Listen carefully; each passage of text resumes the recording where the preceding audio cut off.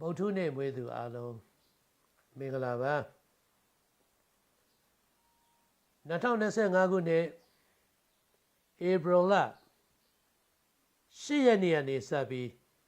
14ရက်နေ့အတွင်းကာလမှာ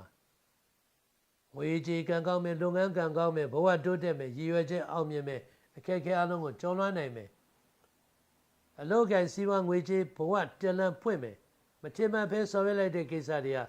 ကောင်းသောအကျိုးဆက်ရရှိမယ်မမျှော်လင့်ထားသောကောင်းခြင်းကံတွေကိုယ်ထက်ရောက်ရှိလာမယ်စိတ်ကူးကြံကြံသစ်တွေလက်တွေ့ကောင်းတဲ့ပေါ်နိုင်မယ်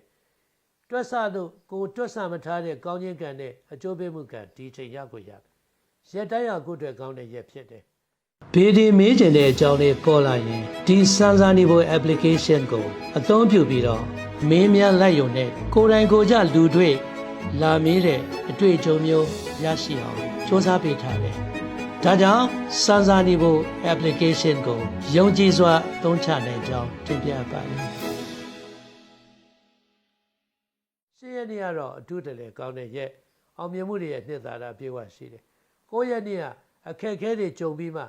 မိုးလွဲပိုင်းကြမှာလာကောင်းတယ်10ရက်နေ့မှာဥတီချက်သစ်နဲ့တိုးတက်မှုလမ်းကြောင်းသစ်တွေကိုတီထွင်ဖန်တီးဆောင်ရွက်နိုင်နိုင်မယ်17ရက်နေ့ရပိုင်ခွင့်တွေပြန်ရမယ်အပြိုင်တိုက်ခံတွေနဲ့တိုးတက်မှုရရှိမယ်12ရက်နေ့အဲ့ဒီနေ့လပြည့်နေ့တကူလပြည့်နေ့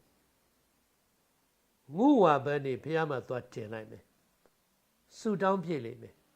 ငုဝါပန်းမရရင်လည်းအဝါရောင်ပန်းပွင့်ဖះသွားတင်အိမ်ဖះမှာဖြစ်ဖြစ်တင်ပြီးဆူတောင်းထူးခြားတဲ့ကံရကိုရမယ်73ရက်နေ့အကျိုးနေ့အိမ်နေ့မှာအလုပ်ကိစ္စတွေလည်းဆောင်ရွက်နိုင်တယ်ရက်တံမယ်လို့ဆောင်ရွက်ထားတဲ့ကိစ္စမရဖဲလုပ်ကင်ပြီးဆက်လက်အစီအပြေသွားလိမ့်မယ်14ရက်နေ့အဲ့ဒီကတကြံကြနေ့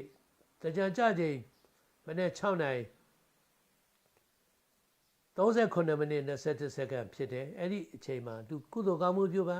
ကောင်းစီကောင်းရှုံပြုပါထူးခြားတဲ့ကံတွေထင်ရှားစွာရရှိလာပါလိမ့်မယ်ဒီကာလအတော်အတွင်းမှာတနင်္လာနေ့ရင်ကနေစနေနေ့မွေးသူတွေကိုကောင်းချိုးပေးတယ်တနင်္ဂနွေနေ့သောကြာနေ့မွေးသူတွေကိုစိတ်ရှုံအောင်လုပ်လိုက်မယ်ဒုက္ခပေးတတ်တယ်သတိထား8-9 ခွန်ကနန်းတွေကျိုးပေးတယ်အပြာရစ်ရောင်နဲ့ရောင်နဲ့ပြာရောင်တွေကိုသုံးပြီးတော့အလို့ရှိရကိစ္စတွေဆောင်ရွက်နိုင်တယ်